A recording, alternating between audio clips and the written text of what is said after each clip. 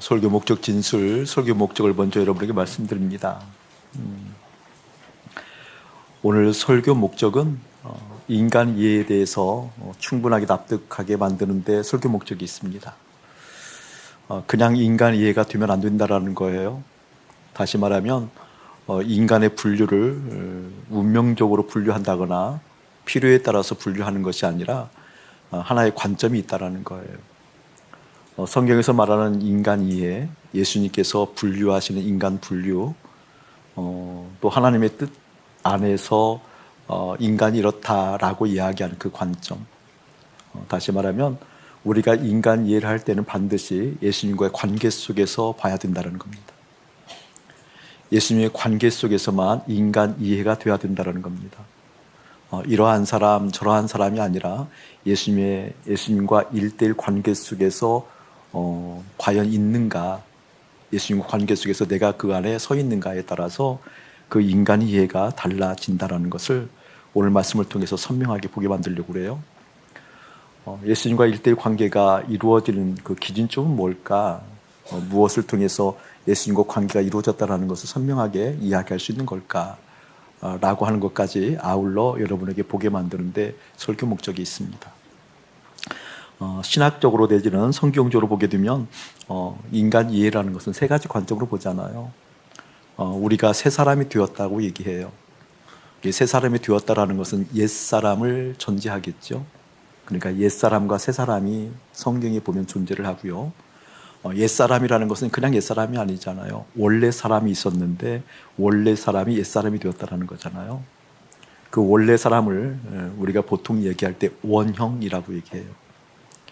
원형이 있었는데 그 원형이 타락해서 어떻게 옛사람이 됐고 옛사람이 예수 그리스도로 말미암아 회복해서 새 사람이 된 거잖아요. 이게 성경적 관점이에요. 그것을 마태의 시각으로 본다고 한다면 마태복음 3장에는 이렇게 등장을 해요. 인간 이해를 할 때 독사의 자식이 등장을 해요. 그리고 아브라함의 자손이 등장하고요. 그리고 하나님께서 기뻐하는 자가 등장해요. 독사의 자식, 아브라함의 자식, 하나님의 자식이 등장해요. 근데 오늘 마태복음 6장 예수님의 관점으로 보면 세 가지 관점의 인간 이해가 이렇게 드러나요. 첫 번째는 이방인이 등장해요. 두 번째는 외식하는 사람이 등장해요. 세 번째는 너희들이 등장해요. 너희들. 그 의미가 인간 이해의 관점으로 어떻게 연결되는가라는 것을 보려고 해요. 여러분에게 십자가 복음학교 할 때 그 부분 인간 이해는 반드시 하기 때문에 간략하게 얘기하겠지만 본래 사람, 다시 말하면 원래 사람, 우리가 이해하기에는 원형. 하나님께서 우리를 처음 만드셨을 때에는 응애로 태어나지 않잖아요. 흙으로 우리를 빚으시고 그 코에 생기를 불어넣었을 때 살아있는 영이 됐다고 그랬어요. 그리고 눈을 떴어요. 살아있는 영이 됐으니까. 눈을 떴을 때 그때 상황을 보면 그 아담의 상태가 최고의 상태잖아요. 응애부터 인격이 자라고 인격이 형성하고 그렇게 자라는 것이 아니라 가장 최적의 상태, 가장 최상의 상태로 만들어졌다고요. 그러니까 원래 인간의 모습은 가장 최상의 상태가 인간의 모습이 있었다 그 말이에요. 근데 그 최상의 상태가 무엇이었냐라고 한다면 코에 하나님의 속성, 하나님의 생기, 하나님의 마음이 싹 들어갔을 때 살아있는 영이 됐어요. 눈이 떴어요. 눈을 떴을 때 가장 먼저 무엇을 보아요? 하나님을 보잖아요. 그러니까 우리 인간은 원래 어떻게 창조되었는지 가장 먼저 하나님을 알아보도록 창조되었습니다.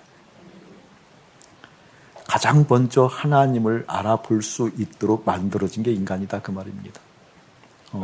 무엇을 알아보았는 거니? 하나님의 속성이 내 코에 들어갔기 때문에, 그래서 살아있는 영이 됐기 때문에 내 심령 가운데 하나님의 속성이 있는데 이 하나님의 속성의 원형을 보잖아요. 와, 하나님.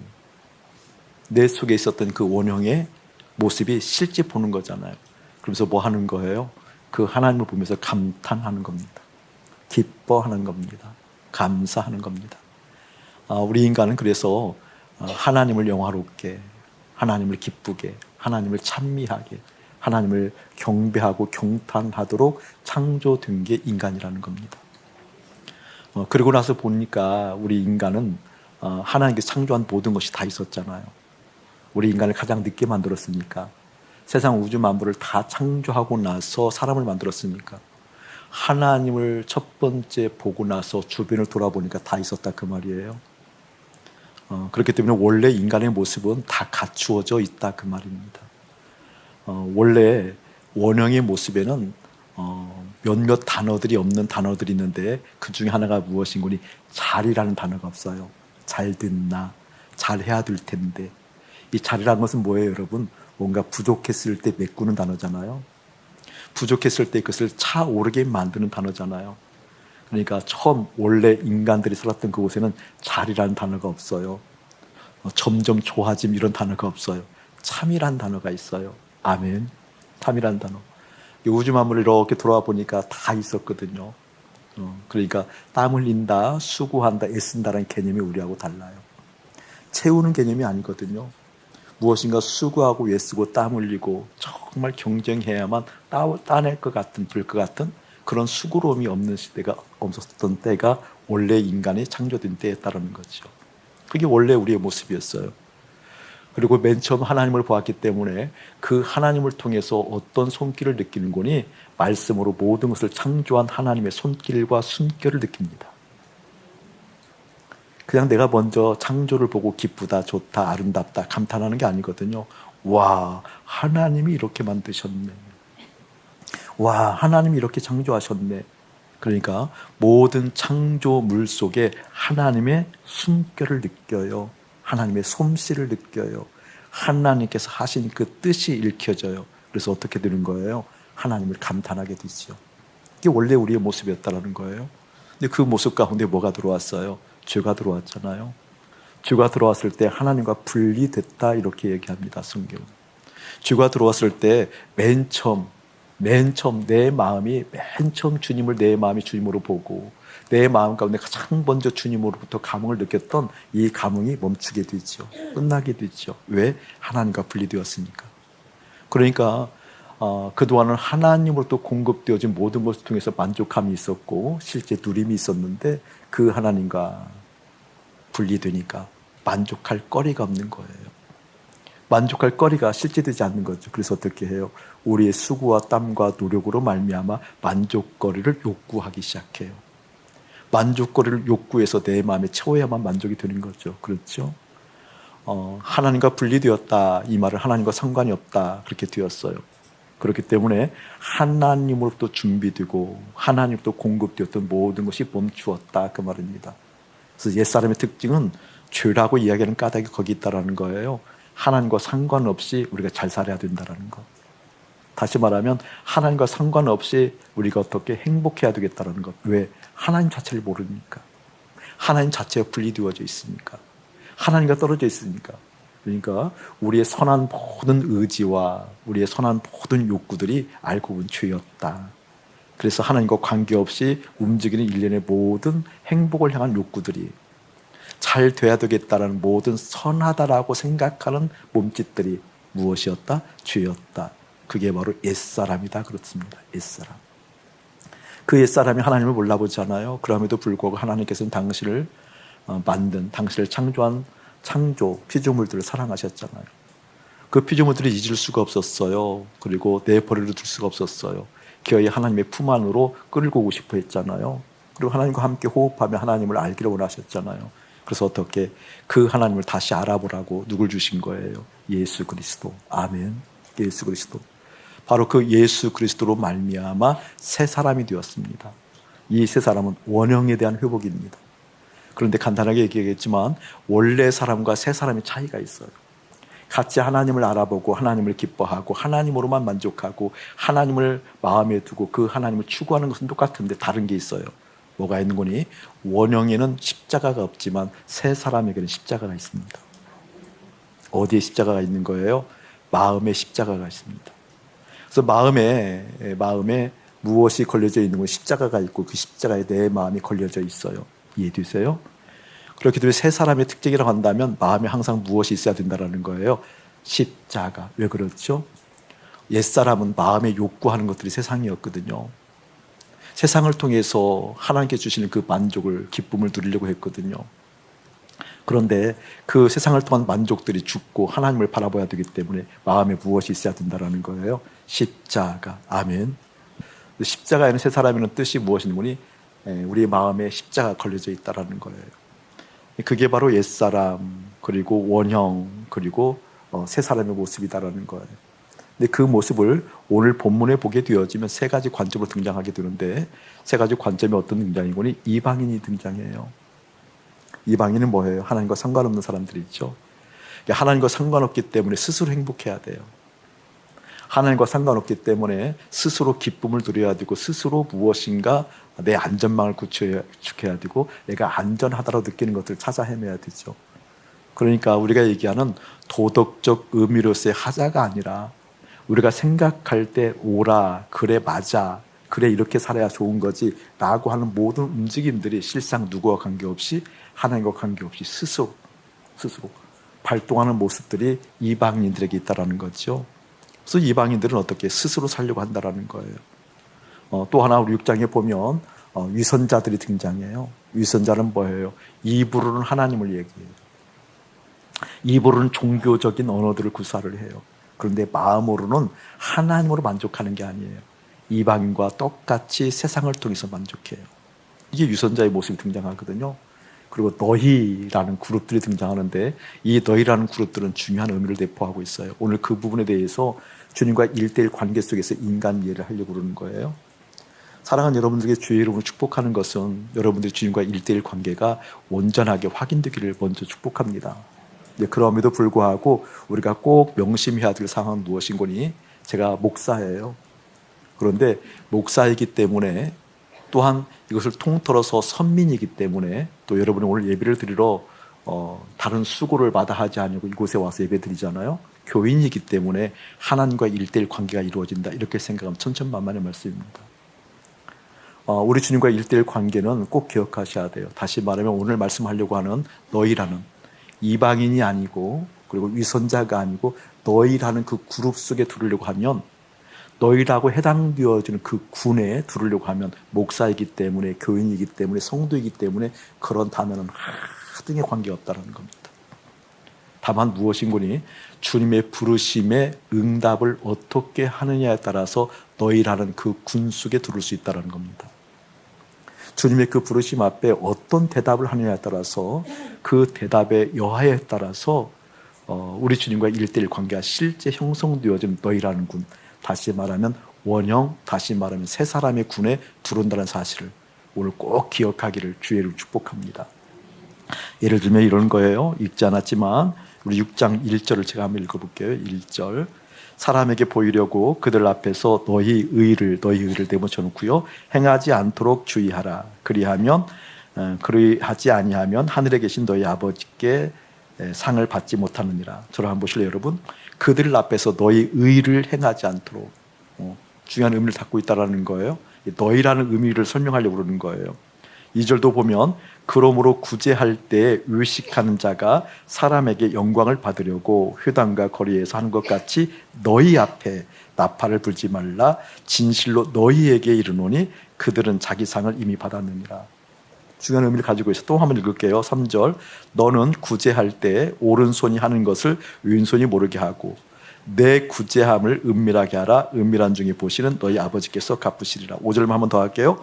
또 너희는 기도할 때 의식하는 자와 같이, 이방인들하고 의식하는 자가 쭉 이제 6장을 읽어보면 나오거든요. 저를 한번 보실래요? 우리 주님께서 기도를 하든 구제를 하든 무엇을 하든 간에 너희는 이렇게 하라, 이렇게 얘기했거든요. 이방인처럼 하지 말고 의식하는 자와 같이 하지 말아라 라고 얘기해요. 너희는 이렇게 해라 했을 때 네 라고 그 응답하는 사람들이 어떤 사람들?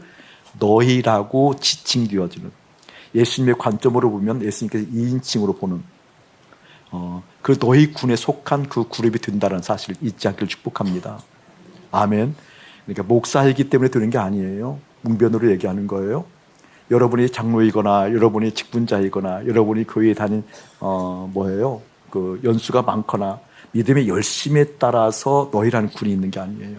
이렇게 하지 마, 이렇게 해야 됐으면 좋겠거든, 이것이 옳잖아, 이것이 맞잖아, 여기에 생명이 있어 라고 얘기했을 때 그게 실제로 일깨워지고 내 마음속에 깊이 들어와서 예 라고 할 수 있는, 그 부르심에 대해서 응답할 수 있는 그 응답의 여부에 따라서 달라진다는 것을 먼저 기억하기를 주의 이름으로 축복합니다.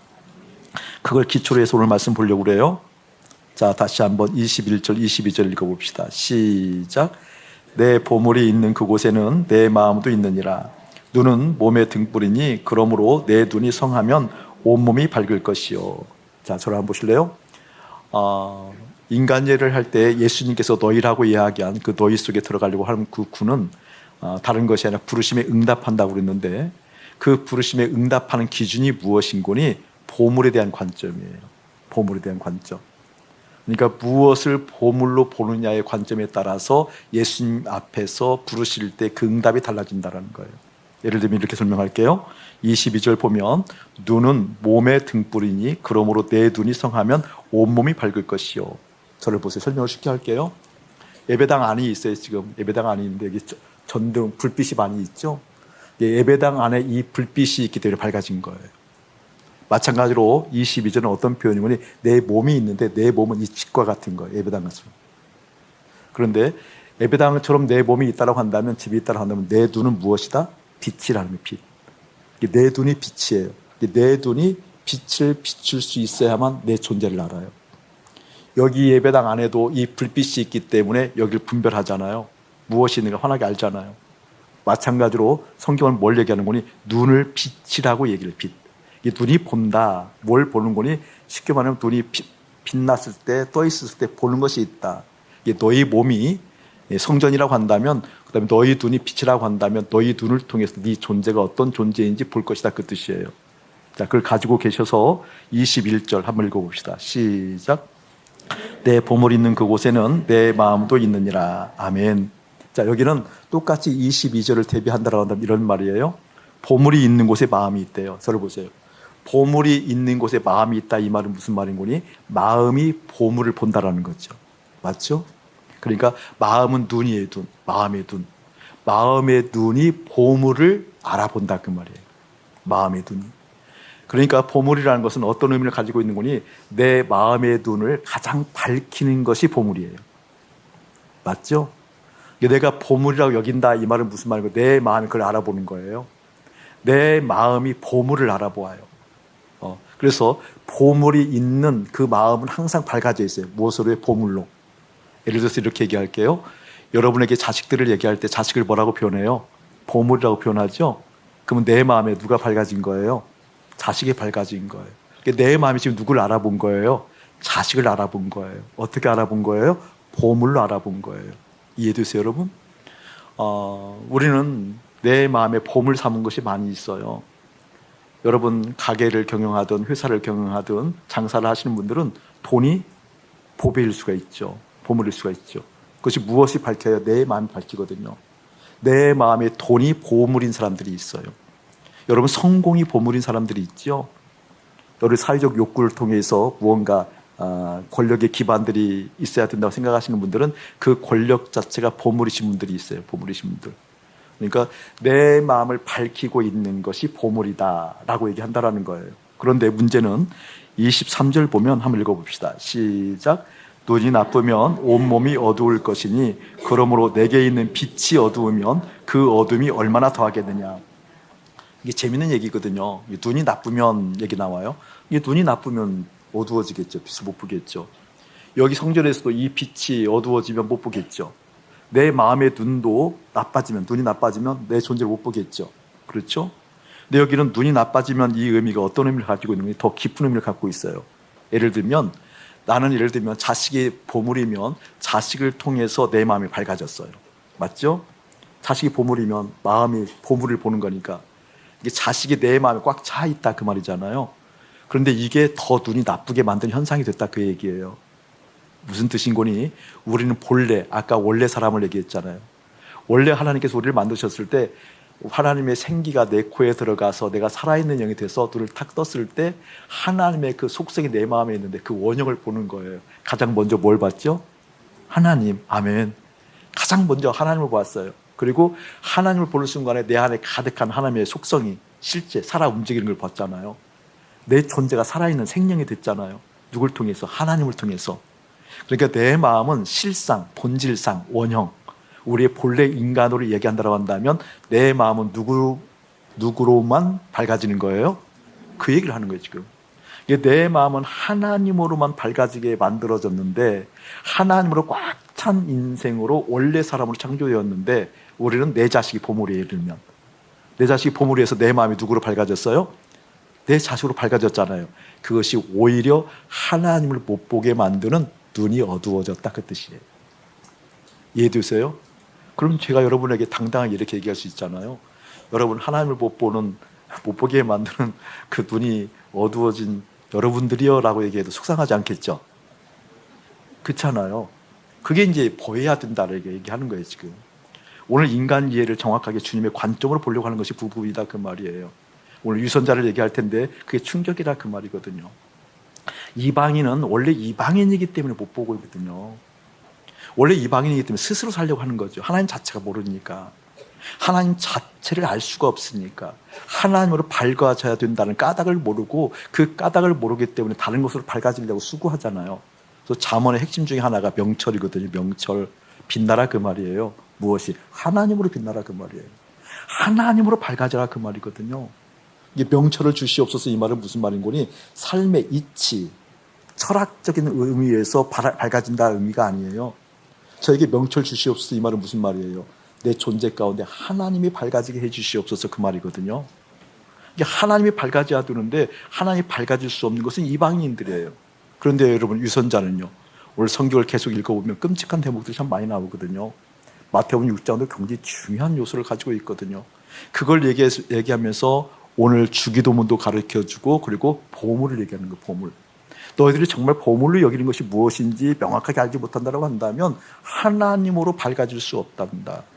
하나님으로 밝아질 수 없다고 한다면 결코 하나님과 함께 동행하는 1:1 관계가 될 수 없단다 라는 것을 얘기하거든요. 자, 여러분에게 이렇게 설명하도록 하겠습니다. 하나님으로 밝아지는 인생은 내 안에 계신 그 주님이 밝아지는 거잖아요. 주님의 역사가 깃드는 거잖아요. 근데 실상은 세상에 이러한 자는 욕구를 통해서 밝아진 나를 보는 거잖아요. 여러분 지금도 와서 예배 드리고 주님께 구할 때 사실은 하나님으로 밝아지게 해주세요 라고 하는 기도가 아니라 세상을 밝아지게 해주세요 그 기도 대부분 하거든요. 내 자식, 내 사업, 내 건강, 내 관계, 내 모든 삶들을 더 밝아지게 해주십시오 라고 하고 그 기도하거든요.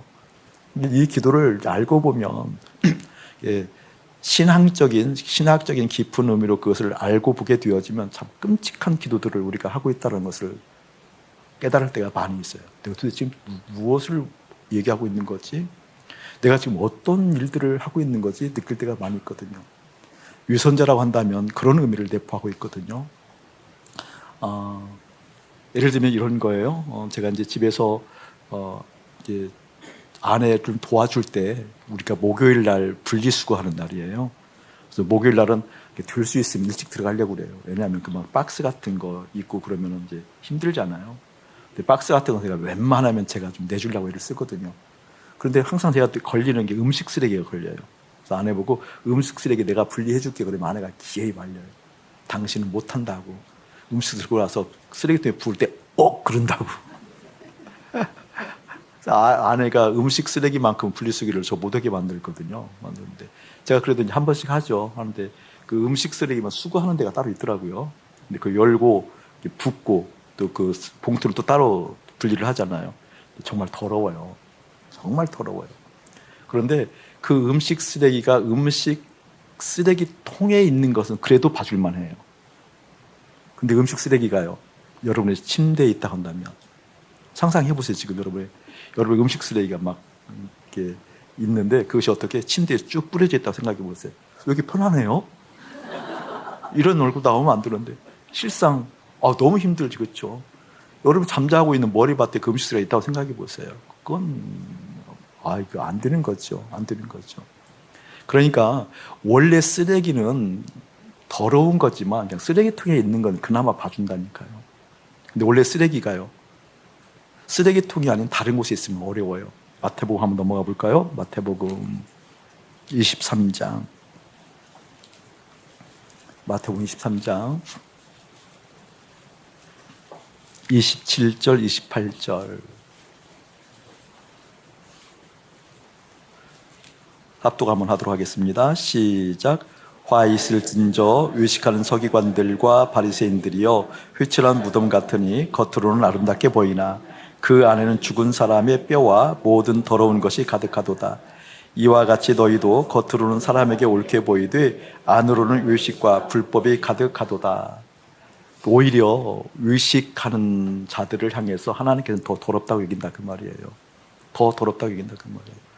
이게 차라리 이방인들이거나 차라리 그냥 옛사람 같은 경우에는 그냥 더러운 사람들이 그냥 더러운 곳에 있는 것이거든요.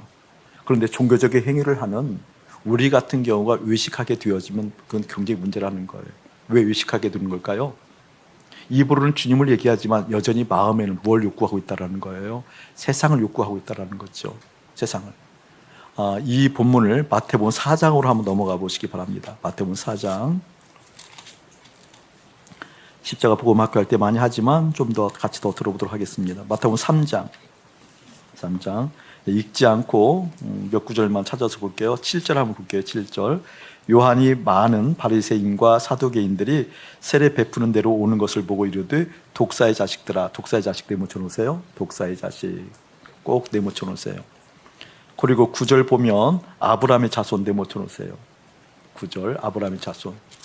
그리고 17절 마지막 절에 보면 하늘로부터 소리가 있어 말씀하시되 이는 내 사랑하는 아들이요 내 기뻐하는 자, 내 사랑하는 아들 내 기뻐하는 자 네모쳐 놓으세요. 이게 마태의 관점으로 보는 인간의 이해인데 저를 한번 보실래요 여러분?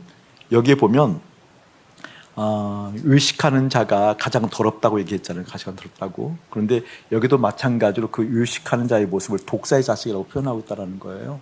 다시 한번 읽어드리면 7절 보면 많은 바리새인들과 사두개인들이 세례 베푸는 대로 오는 것을 보고 이르되 독사의 자식. 누구 보고 독사의 자식이라고 얘기하고 있는 거예요? 바리새인들, 사두개인들. 저로 보세요 여러분. 바리새인이라고 얘기한다고 한다면 오늘날 여러분들이 자꾸 성경에 대해서 바리새인에 대한 이야기들을 부정적 의미로 많이 들어서 부정적 의미가 가득 찬데 실상 오늘날 관점으로 보면 무리들보다 훨씬 더 경건한 사람들이 바리새인들이에요. 제가 좀 노골적으로 이야기하면 여러분 자존심 상하게 얘기한다고 한다면 여러분보다 곱하기 100 정도 거룩한 사람들이에요. 정말이에요. 그 믿음의 열심 저보다 곱하기 300, 30 실상. 그러니까 누가 봐도 저 사람은 하나님을 섬기는 사람, 누가 봐도 하나님의 사람답게 사는 것처럼 보이는 사람들이 사실은 바리새인들이거든요. 근데 그 바리새인들에게 지금 뭐라고 얘기하고 있는 거니? 독사의 자식이라고 얘기하고 있다는 거예요. 그 까닭이 뭔가 창세기 3장 한번 넘어가 보시기 바랍니다. 창세기 3장.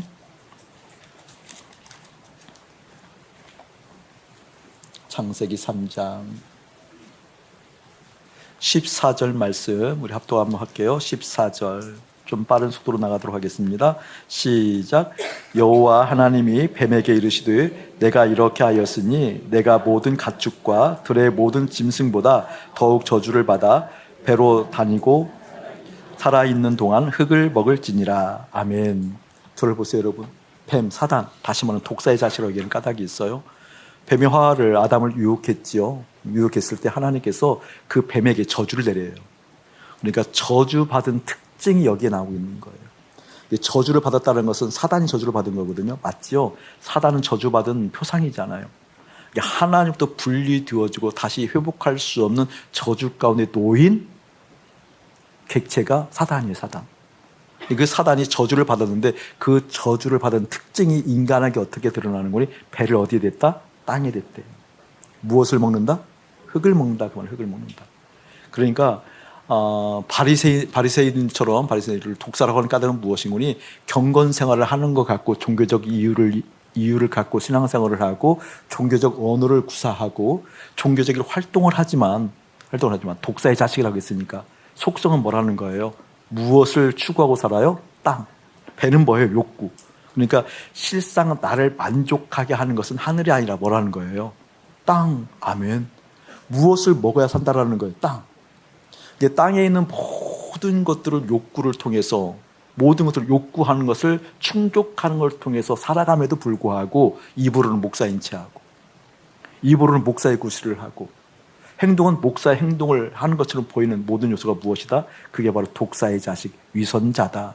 그것이 어떻게 가장 더럽다고 얘기한다는 거예요.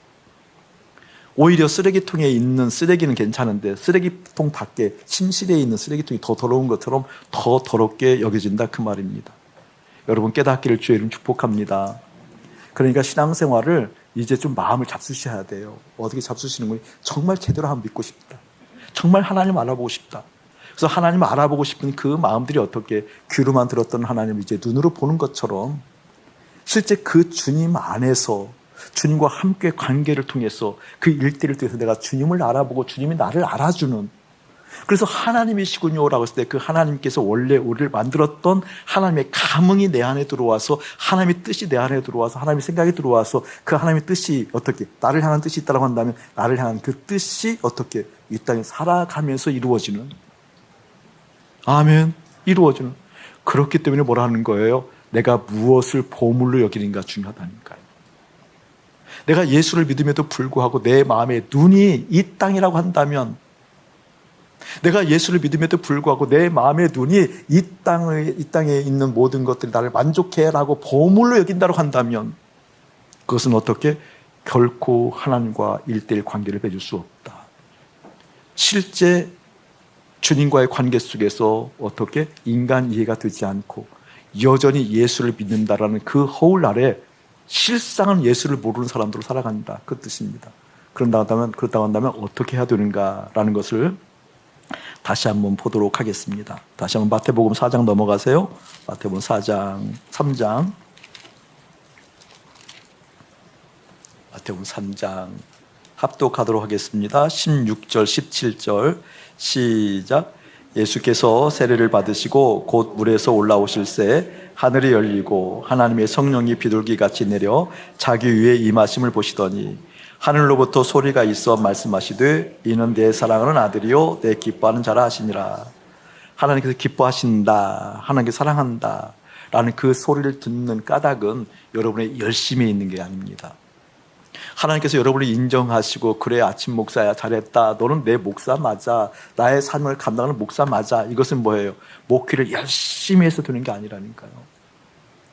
목회를 열심으로 진심을 다해서 추구해서 되는 게 아니라니까요. 딱 하나의 조건이 있어요. 그 조건이 무엇인고니 16절을 보면 세례를 받으시고, 줄 그어놓고 별표 놓으세요. 중요한 거예요. 세례를 받으시고 16절 세례를 받으시고, 세례를 동그라미 쳐놓고 저를 보세요 여러분. 중요한 의미. 세례는 뭐예요 여러분? 밥티조 뭐예요? 우리 잠겼다라는 거잖아요. 죽었다라는 거예요. 이 세례는 무엇을 의미하는 거니? 십자가를 의미해요. 죽음을 의미해요. 이 세례는 다른 것이 아니에요. 예수님과 연합을 의미하죠. 아멘. 예수님과 어디에서 연합이 일어나요? 십자가 죽음을 통해서만 연합이 일어나잖아요. 할렐루야. 아멘. 그렇기 때문에 이 세례를 받으셨고 나서, 세례를 받고 물에 잠기고 나서 물에 올라올 때 하늘로부터 소리가 난 거잖아요. 다를 때 인정이 되는 것이 아니라니까요. 여기는 아침 목사가 이 사역을 정말 진실로 열심히 하기 때문에 하나님께 인정받고 사랑하는 아들아 잘했다, 사랑하는 아들아 내가 사랑한다 라고 박수 쳐주는 게 아니라니까요. 뭐죠? 여기는 아침 목사가 실제 십자가의 죽음이 있냐 그 얘기예요. 아멘. 십자가에 실제 죽었을 때 내 마음 가운데 욕구하는 것이 다 죽어버렸잖아요. 내 마음에 십자가 걸려있어 내 마음의 욕구를 다 죽어버렸으니까 내 마음에 무엇이 채워져 있는 거예요? 하나님이 채워져 있어서 목회하는 거거든요. 하나님이 채워져 있어서 여러분이 발걸음이 옮겨져야 돼요. 학교를 가야 되고 직장에 가야 되고 사람을 만나야 되고. 근데 우리는요 전혀 그게 안 이루어진다라는 거예요. 이 예수를 믿으면 돼 이게 아니라는 거예요. 그런 인간 이해 가지고는 정말 주님 못 만난다는 거예요. 실제 십자가의 죽음이 있은 사람들이 어떻게 그때 비로소 하나님으로부터 박수가 나오는데, 어떻게 박수가 나오는 거예요? 이렇게 박수가 나오는 거예요. 16절 세례를 받으시고 곧 물에서 올라오실새 1번 하늘이 열리고, 줄거는 어디겠죠? 2번 성령이 비둘기같이 내려, 3번 하늘로부터 소리가 있어. 이렇게 들은 거죠. 여러분 죽었을 때 비로소 무엇이 있어요? 여러분 저를 보세요. 제 몸짓을 봐야 돼요. 이 퍼포먼스를 봐야 돼요. 하늘이 열려. 하늘. 여러분 하늘이 열렸다니까. 하늘이 열렸다는 것이 어떤 의미예요 여러분? 이것은요 3차원에 있는 우리가 차원 밖에 계신 하나님을 알아볼 수 있도록 교통할 수 있다 그 말이에요. 물질 세계에 있는 우리가 시간과 공간의 구속함을 받고 있는 우리가 시간과 공간을 초월하는 초월적인 세계에 계시는 볼 수도 만질 수도 경험할 수도 없는 그 하나님을 교통할 수 있는 열림이 실제 일어났다. 그 말에 어디에서? 십자가에서. 아멘. 그러니까 예수님은 네가 목사이기 때문에 인정해 주는 게 아니라니까요. 그 부르심에 제대로 응답할 수 있는, 교통할 수 있는 길이 열린 뭐예요? 십자가의 죽음이 실제 됐을 때 어떻게? 나를 인정해 주는 거라니까요. 그 인정받은 사역을 지금 하고 있을 뿐이라니까요. 이 의미가 여러분에게 깊이 일어나길 예수님 축복합니다. 하늘이 열리고 어떻게 되었어요? 여러분, 성령이 비둘기처럼 내렸대요. 성령이 비둘기처럼. 여러분, 우리가 십자가를 통해서 내 마음에 걸려 있었던 것, 옛사람이 가지고 있던 욕구 충족들, 독사의 자식들이 추구했던 배를 땅에 대고 흙을 먹었던 이 세상을 통해서 만족해야 돼라고 했던 모든 것이 내 마음에 밝아졌잖아요. 보물됐잖아요. 그거 죽었어요. 죽고 내 마음은 누구와 함께 어디 가는 거예요? 예수님과 함께 하늘에 갔잖아요. 근데 내 발은 어디에 있는 거예요 지금? 이 땅에 있잖아요. 그럼 나는 뭘로 살아요? 성령께서 내리셔서 나를 점령하셔서 성령께서 나를 장갑 삼으셔서 산다 그 말이에요. 아멘. 내 마음이 하늘에 가 있을 때에만 누구를 통해서 산다라는 거예요? 성령을 통해서 산다라는 거예요. 근데 내 마음이 이 땅에 머물러 있으면, 내 마음이 미움에 머물러 있으면, 내 마음에 원수에 머물러 있으면, 내 마음에 분쟁에 머물러 있으면 아니죠. 내 마음이 이 세상에 성공에 가 있으면 아니죠. 성경은 오늘 그걸 얘기하고 있다는 겁니다. 사랑하는 자녀들아, 너희들이 무엇을 보물로 보고 있느냐? 너희들이 자식을 보물로 보고 있으면 자식으로 너희들의 마음이 밝아진 것 같지만 오히려 하나님이 어두워진 거란다. 어두워진 거란다. 하나님이 어두워지면 너희들이 아무리 종교적 열심을 가지고 부르짖는다 할지라도 오히려 눈이 나빠져서 하나님을 볼 수 없는 거란다 라고 하는 의미의 까닭들을 깨닫기를 예수의 이름으로 축복합니다. 지난 주간에 우리 한 형제를 만나서 교제를 하고 같이 밥도 먹고 신방을 했는데 너무 좋더라고요. 근데 그 형제분이 그런 얘기를 해요. 목사님, 저는 이제 잘 때 하나님의 말씀을 들으면서 삽니다. 너무 그 말을 들으니까 좋잖아요. 그러니까 좀 배워요. 그렇게 막 말똥말똥 쳐다보지 말고요. 외우라고. 근데 이분이 연세가 좀 있으신 분이거든요. 하나님 말씀을 들으면서 주무신대요. 너무 좋다고 얘기하더라고요. 너무 좋았는데 끝말이 좀 약간 걸렸어요. 어떤 말이 걸렸는 거니? 잠이 잘 와요. 너무 좋잖아요. 나는 그 마음이 본 거예요. 마음이. 표현이 잠이 잘 오니까 나는 은혜 받고 있고 좋은 환경이라 표현을 했지만 그걸 좀 수정할 요소도 있지만 어쨌든 그 마음이 너무 좋은 거예요. 자면서까지 주님의 말씀을 들으면서 자고 싶어 하시는구나. 그 마음이 너무 묵묵하더라고요. 제 얘기를 해줬어요. 집사님, 제가 예전에 성경 구절을 한 200구절을 암송을 했었거든요. 암송 구절을 이렇게 하면서 하면 그게 1시간 반에서 2시간 걸려요. 암송하면서 자면. 요즘 그렇게 하지 않고 한 5구절을 제가 암송하면서 삽니다. 그냥 암송 자체가 목적이 아니고 의미를 살리는 거거든요. 여호와는 나의 목자이시니, 그러면 그걸 생각하는 거예요. 하나님 나의 목자지. 나는 양이거든. 근데 양인 주제에 뭐가 이렇게 주권이 많고 하려고 하는 것이 많고 주도적인 것이 많은지 이게 생각하면서 하는 거예요. 주님이 정말 목자인 거 다 실감나게 해주세요. 주님이 목자이니까 나를 끌고 갈 텐데, 이끌어 갈 텐데, 그래서 푸른 추장에 누이기도 하고 쉴 만한 물가에 쉬기도 할 텐데, 양 한 마리가 푸른 추장에 벌러덩 누웠다는 것은 2가지 차원이라고 했잖아요. 한 가지는 지정신앙이든지 한 가지는 죽으려고 환장했든지 그랬다고 그랬잖아요. 그러함에도 불구하고 목자가 누이시니까 되는 거잖아요. 목자의 보호 아래 있는 거잖아요. 그때 비로소 부족함이 없다고 얘기할 수 있는 거잖아요. 근데 그런 걸 생각하면서 자는 거거든요. 갈라디아서 2장 20절, 갈라디아서 6장 14절, 에베소서 6장 10절에서 14절, 21절까지 쭉 암송하면서 자요. 시편 1편 쭉 암송하면서 자요. 암송하면서 자면서 그 암송이 내 속에 깊이 스며들었을 때 오는, 그래서 막 소원하거든요. 저도 이제 60 넘었잖아요. 웅변으로 얘기하는 거예요. 60 넘은 목사가 지금도 애기처럼 그 얘기 한다니까요. 나 하나님 꿈꾸고 싶어요. 나 예수님 꿈꾸고 싶어요. 나 예수님 정말 꿈꿔야 돼. 예수님 꿈꾸지 않으면 안 돼. 그래서 아침에 일어날 때 예수님 꿈 아니고 이상한 꿈 꿨다. 그럼 막 기분 나빠해요. 어린아이들이 소풍 갈 때 비 오면, 우리 예전에 그런 경우 있었잖아요. 소풍 가는데 그 다음에 비 와. 그러면 기분이 아주 안 좋잖아요. 심하면 이렇게 해요, 발을. 이렇게 하잖아요, 심하면. 앉아서 에잉 그러잖아요. 그런 마음이 중요하다는 그런 마음. 저는 여러분들에게 그런 마음이 있었으면 참 좋겠습니다. 뭐예요? 하나님의 보물입니까?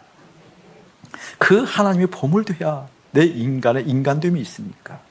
그 하나님의 보물돼야만 실제 내 삶 가운데 어떻게 복음이 실제되고 그리스도의 몸된 교회로 살아가니까.